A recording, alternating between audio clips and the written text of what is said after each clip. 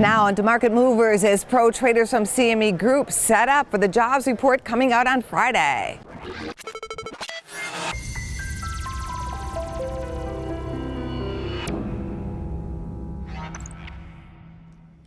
Welcome to Market Movers. I'm Jim Uriel with Scott Martin. Hi, Jim. Okay, so we are days away from another NFP number. Okay, Tuesday we had that kind of crummy ISM number.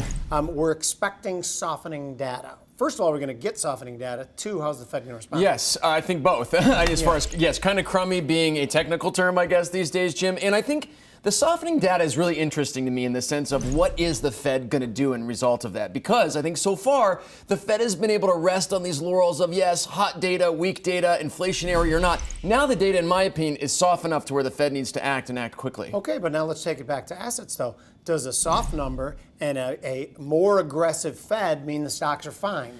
It means they're going to be better than they would be if the Fed didn't. And that's a great comment you made about asset prices, because I think asset prices are screaming for Fed intervention, screaming for more liquidity, which backs up that whole philosophy of weak data and the Fed needing to act. And I think they're going to get it. Before we dive into our trade discussion, I'd like to point out that these are examples, not recommendations or advice, Scott. Yes, you're going to get it, Jim. This trade, in fact, this trade example, because of the fact that I believe you in the sense that the Fed is probably going to act, but are they going to act strong enough is the question. And what is the market going to act like going into the Fed meeting? So I have an interesting kind of positioning here to take a maybe more kind of risk-off example as we go into the Fed meeting here, Jim. So specifically looking at buying the week 3 29.25 2,900 put spread for about 8.5 ticks in the ES. It risks 425 to make potential 825. It expires on September 18th with the underlying at 29.30. Because I have a lot of longs on, I think the market's going to get a little jittery into the Fed meeting and want to protect those longs with its put spread. And the line in the sand, in my opinion, the ES is 2,900,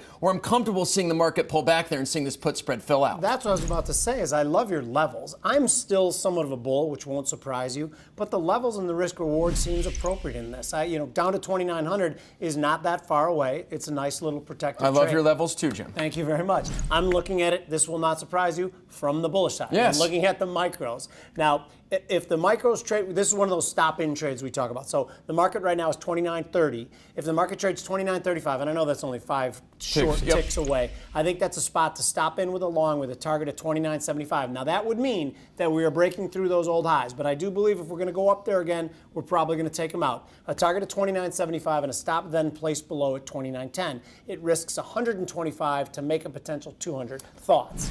Wrong direction. I do love, it's the wrong direction, but I do love your levels. I mean, those are key points to keep in mind as you're looking to position yourself bullishly or bearishly in this market, because we're getting that volatility. We're getting defenses and resistance at those levels. So I think those are great numbers to keep in mind. Here's a big question, philosophically. What if we get a great news on the trade war? How much is the stock up that day? Could it be up 100 handles? It could be big, and it's definitely something I believe the market's priced in over the summer, and they're slowly pulling that pricing out.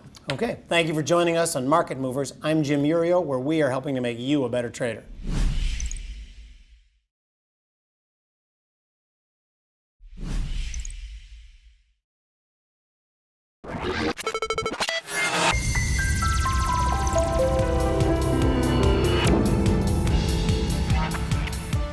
For more Business First AM, check us out on social media. We're on Facebook, YouTube, and Twitter. And go to businessfirstam.com for where to see our show on TV.